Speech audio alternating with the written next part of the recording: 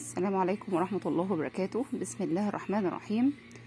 إن شاء الله هنشرح النهاردة بس جزئية بسيطة جدا. يعني أنا معظم الفيديوهات اللي أنا بطلع فيها مش مرتبة الموضوع كده، بتبقى بناء عن رغبة حد أو سؤال جالي مثلا على الخاص أو كده. في أي جزئية وهو بيأسس طفله مثلا وبقى لقى فيها صعوبة إنه يوصله المعلومة إزاي. في حد برضو طلب مني إزاي نشرح لأطفالنا الترتيب التنازلي والترتيب التصاعدي. تمام. طيب بداية كده لازم في البداية خالص نكون معرفين الطفل يعني ايه رقم كبير ويعني ايه رقم صغير. يعني قبل الخطوة بتاعت ان احنا نيجي عند ترتيب العدد تصاعدي او تنازلي، لازم الطفل يكون عارف يعني ايه رقم كبير ويعني ايه صغير. ممكن نقول له الرقم الكبير يعني كتير، والرقم الصغير يعني حاجة قليلة. مش لازم نقول له كلمة كبير يعني ويقول لك يعني ايه كبير يعني طويل، لا.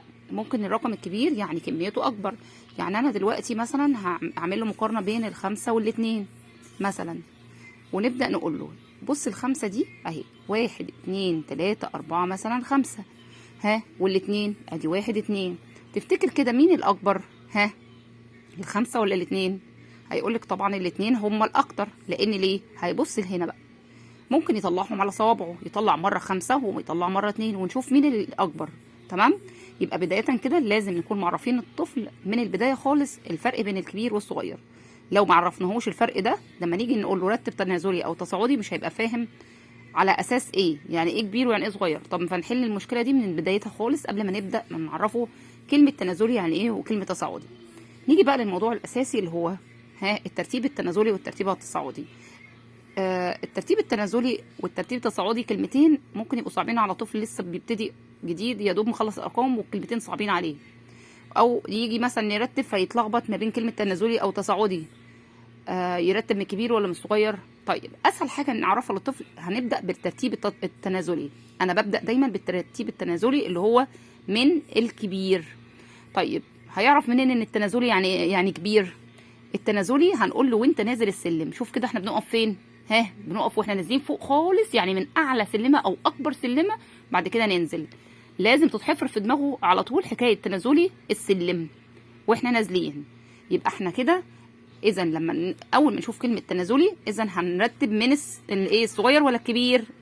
يفتكر السلم بتاعه، هيقول تنازلي يعني واحنا نازلين السلم، لا من الكبير. فنبدا نقول له بقى تعالى كده نشوف الارقام دي.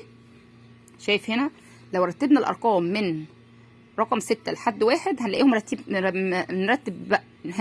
اكبر واحد فين؟ ال6. شايفه واقف فين؟ في اعلى درجه فوق. بعد كده كل ما ينزل يصغر يصغر يصغر يصغر يصغر لحد ما نوصل لاصغر واحد. كده رتبنا من ايه؟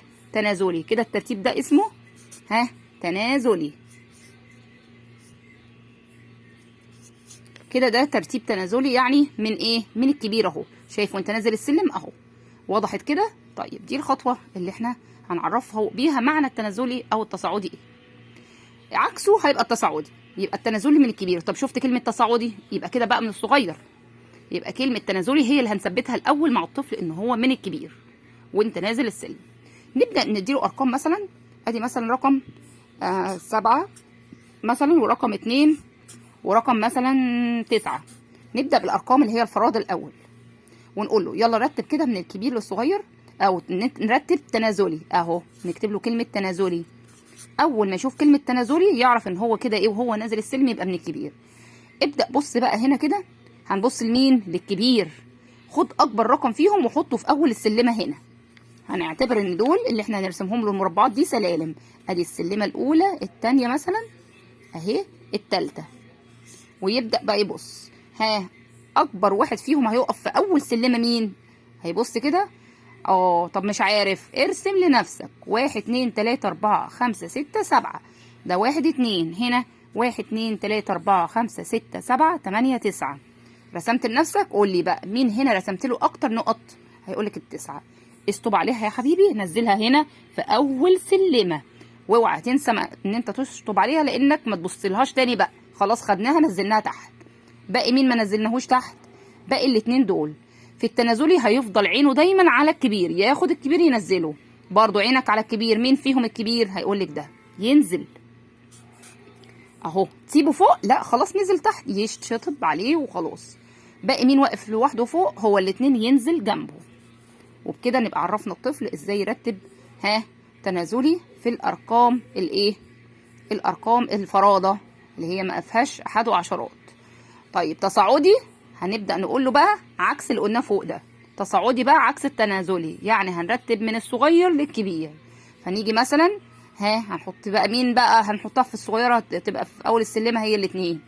بعد كده يعني التصاعدي وانت طالع السلم هناخد مين بقى؟ نحطه في الاول الصغير زي ما احنا حطينا هنا الواحد. بعد كده مشينا طلعنا لحد ما وصلنا لاكبر واحد.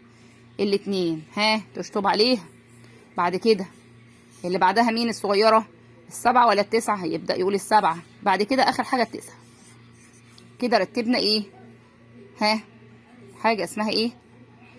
تصاعدي. يبقى احنا مرة تنازلي من الكبير، مرة تصاعدي من الصغير. نبدأ في الارقام الكبيرة بقى، الارقام المكونة من عددين 17 43 65 مثلا.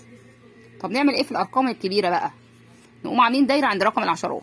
اول ما عينك تقع على رقم مكون من رقمين وعايز ترتب تنازلي مثلا من الكبير للصغير، اول حاجة تعملها ان انت مين هنا؟ الاحاد والعشرات.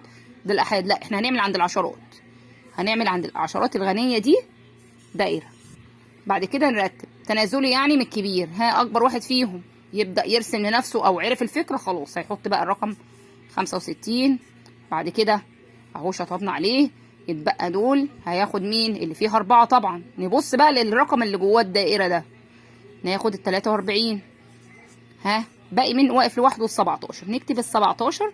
وبكده يبقى ايه؟ عرف الطفل ان هو ازاي ازاي هو يرتب تنازلي.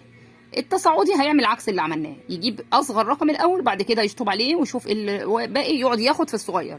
يبقى في التنازلي يقعد ياخد الكبير، في التصاعدي ياخد الصغير. تمام؟ بس هو ده بكل بساطة الترتيب التصاعدي والتنازلي بأسهل طريقة.